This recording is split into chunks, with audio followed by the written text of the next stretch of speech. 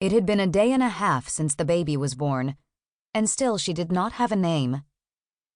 Diane stared down at her, a dim yellow light illuminating the hospital room. A tiny fist escaped the swaddling blankets, and Diane gently spread it open with her thumb, as if she were unfurling the frond of a fern. Looking at the wrinkled palm, at the translucent crescents of fingernails, she brought the little hand to her face and inhaled the child in. Inhaled her newness, her purity. She was worth it, of course.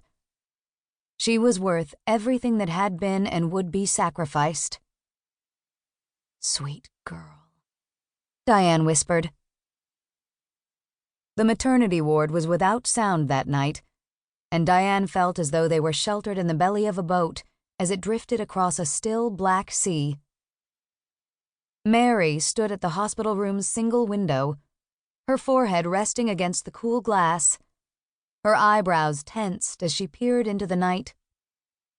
Even at 14, Mary's beauty had a ferocity to it, an elegant savagery. Diane let her head loll against the blue vinyl chair as she stared at her daughter's back, at her reflection in the window. "How you doing, Mary, honey?" she asked. But Mary was silent.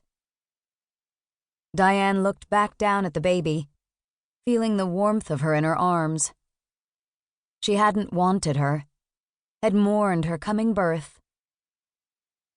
When she learned with certainty that there was, in fact, a baby, she cried for 2 days, pacing around the motel and muttering about how stupid she was, how she, of all people, should have known better, how this was going to ruin their lives. But that was all incomprehensible now. Their family was now 3. She, Mary, and the baby. She and Mary had left Sandy Bank, New Jersey, and their home at the Water's Edge Motel in September.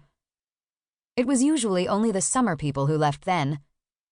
Even though the motel closed soon after Labor Day, Mary and her mother always stayed through those months of churning gray seas and empty streets with the rest of the locals.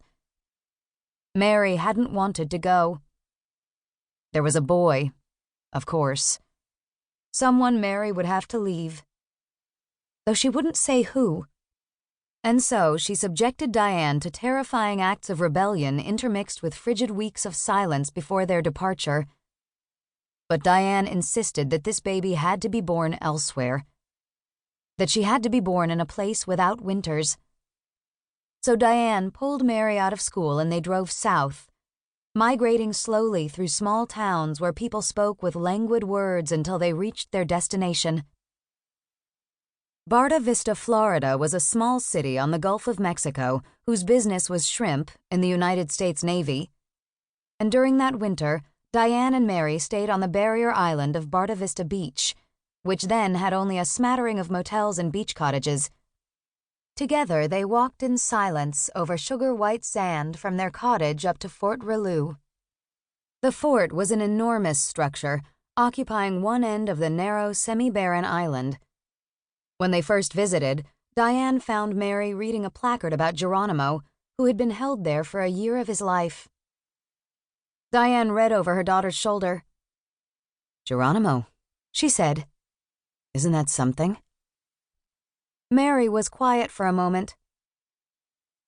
"One of his wives died here." "In Barta Vista?"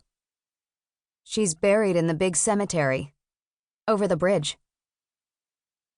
Diane and Mary kept to themselves in Barta Vista, and people let them. At 34, Diane was still young.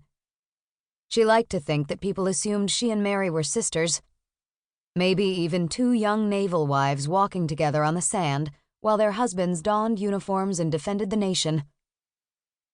Diane worried about Mary during those months, worried that she was supplanting the needs of one child for another, worried that something essential was being drained from her wild, lovely daughter. Mary used to sit alone on that beach that winter, a sheet of paper resting atop the phone book in her lap. She'd draw creatures rising up out of the sea, pelagic dragons, their massive bellies turned skyward.